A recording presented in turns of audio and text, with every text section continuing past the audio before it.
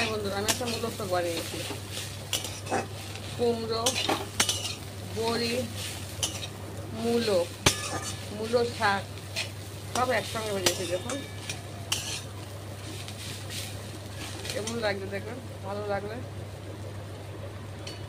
আমার খুব ভালো লাগে মূলো শাকের গন্ধটা। সর্ষে ফোড়ন দিয়েছি, শুকনো লঙ্কা সর্ষে ফোড়ন দিয়ে দিয়েছি।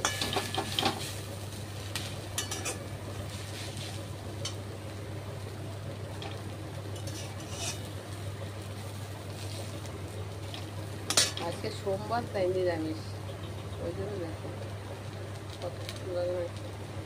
আর কিছু বড়ি ভেজে রেখেছি, ভাত দিয়ে খাবো। বড়ি আর লঙ্কা, লঙ্কাটা খাই করি।